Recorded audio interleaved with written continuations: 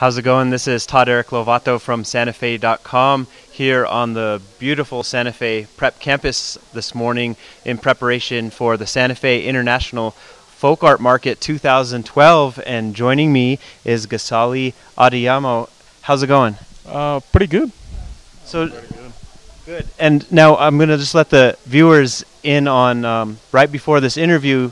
You're I guess what's called an alumni artist. So this isn't your first time at the market, is that right? Actually, this is not I've been to the market since the beginning of the market. I've been part of the market for many years. I've been there in the market. So just before this, you were with a group of new artists that were new to the folk art market for the very first time. And what were you there for? I'm here to share my experience of what I've been learning to be one of the artists who's been coming to market for many times. So I think it benefits for them and it helped them a lot to learn what they need to do and how they need to get preparation for their product and how they can be successful as well. And I was thanking people they put this together, like this is very incredible to help the young artists who came to the market to be able to successful as well. What do you tell these new artists who are coming into the market for the first time? It's probably overwhelming, right? It was really, because we just tell them get ready, because I told them all my experience I've been into the market, because when you having breakfast in the morning, make sure you eat your breakfast very well, because when you get your lunch, you might not be able to eat it because the crowd is gonna keep pouring, and people, most of the customer, they want to meet you and they want to talk to you and they want to know about your product, and you have to be able to talk to them to be able to engage, and that's how you'll be able to sell your product with them. And also the key of myself as a successful for the market, I told them, please smile and greet people, and that is very important. Are these things that you had to learn firsthand years ago? That is what I have to learn, because my first year I was worried why I didn't do pretty well, and I see like, oh, I need to engage with more people, like more customer, because when they come to your booth, they're looking at you, they want you to talk to them and to be able to know who you are and to be able to ask you questions about your product, and that way you can be able to share your conversation with them and how you made your piece, where did this come from, how long it take you to make it. So even if they're trying to walk by, they're interesting of what you bring, but if you don't try to talk to them, engage, so I think they kind of feel like they don't really have what they need so much. That's why I was telling them today inside that you need to engage and smiling and be able to talk to people more. That they're not just buying a piece of your art, but they're also buying a piece of you in a sense. Exactly, because when they buy the art, they want to see picture of yourself, who you are. When they put the art in the room or any piece of they collect from you, they can be able to see you in between that piece of what you tell them about how it was made, how long it take you. This is come from your family, generation to generation. So what is the history? How this art so important? How much it was so important to your culture? They want to know more about a lot of things like that. How do you balance then these kind of compelling stories and some of this art and culture that can be sacred and maybe spiritual, and how do you balance sharing but not sharing, say, that side of it or all your trade secrets? Interesting. A lot of them is secret, a lot of them is not secret. I think there is one of my brother this morning was saying this morning, like, in my country we don't tell all the secret how I made my piece, and I was telling him that's fine, but there's a lot of things people still want to know about your product, which doesn't have to be secret, but you can tell them, as I say, how much this is so important to your community.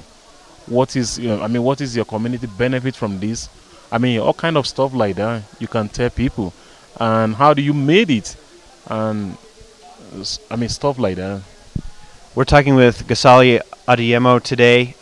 Now, one of the things that makes the folk art market so just an amazing experience for people, because it draws, I think, more than 150 artists like yourself from far-reaching countries, more than 50 countries, that's more 60 countries from all over the world, and they all have these just amazing stories. Now, I'm not putting any pressure on you, but what's your story?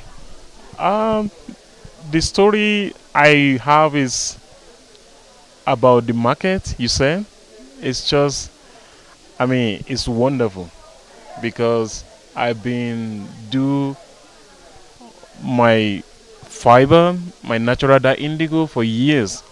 I never been to market like this. This is one of the market I ever see in my life.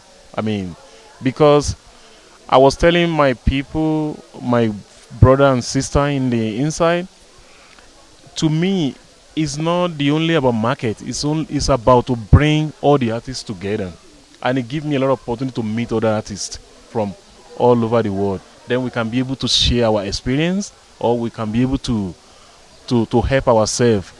Somebody came to my booth sometimes from other country as an artist. He asked me like, "Oh wow, if I need this product like the dye you use, indigo, how can I get it?" You see, that's how we helping each other. So if they don't bring them, how can I meet the artists like that? So it just make us connect between the artists from other country, which is incredible. Yeah, that's incredible. I mean, you have to think that you have a place where artists from all over the world are coming, not just selling, but exchanging ideas. Ideas of how things was made, and actually you might be see those things on the internet or on the news, but to meet the original artist like that came to your booth and trying to share his experience, how you can help each other, which is very amazing to me, because I've seen people from India. They ask me like, wow, where do you get your indigo? How do you make your indigo? So we have a little conversation. So he talked to me, I talked to him. We can benefit from each other, how we make our dye bath, which is very helpful for each other. And how do you make your indigo? I'm just kidding. No, indigo make in different way in my culture, and it's only one color, blue. But when you go to Japan, when you go to Africa, when you go to India, is it the way they put the dye bath together, the way they prepare it is different way. But the only color we get result is only blue for everybody. Because I remember when I was in France last year in La Rochelle, people like come from all over the world. Because of what? Because of indigo. Because of one color. When everybody was speaking, give like a lecture to everybody, you can see like, wow, we're all here because of one color, indigo, but people have different idea, different story, different how the way to do the dye, which has helped me a lot when I was there too in France last year.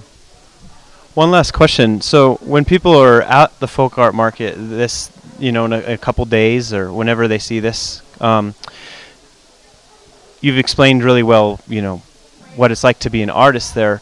What recommendations do you have if you come as a shopper, if you are just interested in getting the most out of your experience? You've seen so many different people, coming as a viewer. Any advice for them? Oh, you mean when they come to your booth or? I think advice from me to them is, I think for the market, what they do right now, I think it was incredible for the community, for the environment, not only in Mexico, for the all over American, because a lot of people has been waiting to meet artists like this, but they have chance to meet them, so they can use that opportunity when they come to the market. All the customer, everybody come to the market, which is coming. It start today, tomorrow. I mean Thursday, today, Friday, Saturday, and Sunday. They should take opportunity to be able to meet the artist and talk to them and know who they are. And they are ready to talk to them also, to share their own experience to them. Take the time to meet an artist, and that's exactly what I had the chance to do today. Gasali, thanks so much for talking with us. Thank you for having me. Thank you. That was Gasali Adeyemo. I'm Todd Eric Lovato for SantaFe.com. Thanks for listening.